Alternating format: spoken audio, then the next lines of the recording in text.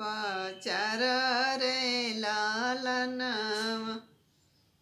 आल्हर बसवा कटमे राजा दशरथ अंगूरी गढ़लख पचार रे लालनवा। की अंगूरी गढ़लख पचार रे लालनवा।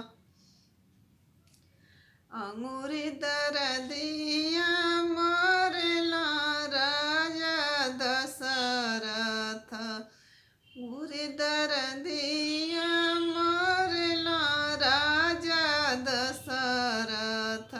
ककही के पड़ेला पुकार रे लालनवा। की कैकई के परेला कर रे लालनवा। अइलिक कैयारनी पलंग चढ़ी बैठे। अइलिक कैयारनी पलंग चढ़ी बैठे। अरे काई राजा पड़ेला कर रे लालनवा।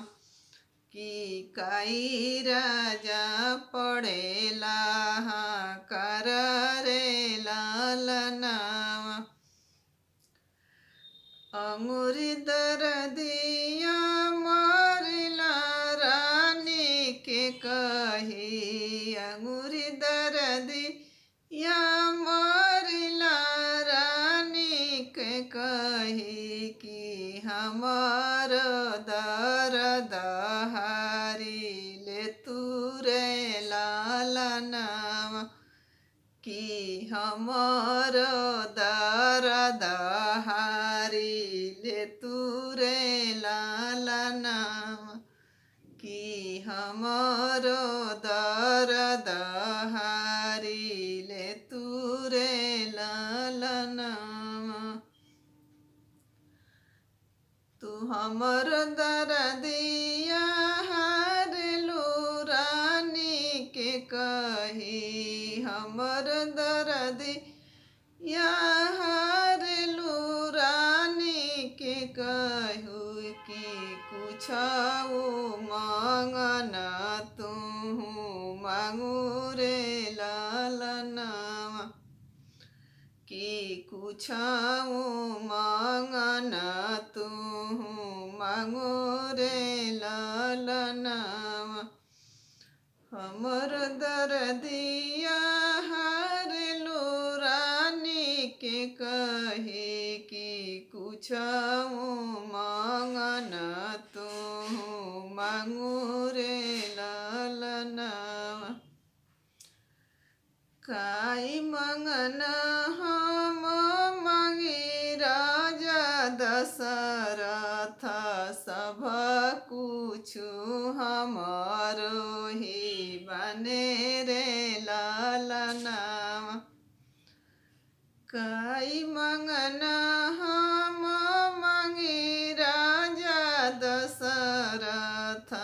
सब कुछु हमारो ही बने रे लालनवा।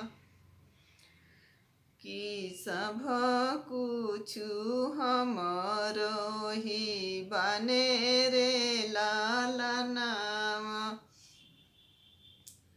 भरत भुआल के राजपाठ मांगिन। भरत भुआल के राज ही पाठ। अरे राम लक्ष्मण के बनवास रे लालनवा। की राम लक्ष्मण के बनवास रे लालनवा। भरत भुआल के राज स्वराज। भरत भुआल के राज राम लक्ष्मण के बनवास रे लालनावा कि राम लक्ष्मण के बनवास रे लालनावा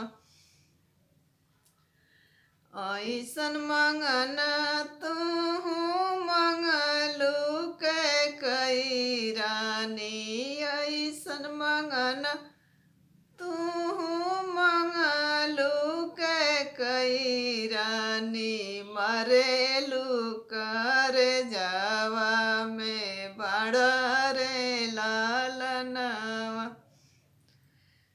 कि मरेलू कर जावा में बड़ रे लालनावा सगरी अयोध्या के राम दुलरुआ सगरी अयोध्या के राम दुलरुआ कि उनु के मांगलू बनवास रे लालनावा कि उनु के मांगलू बनवास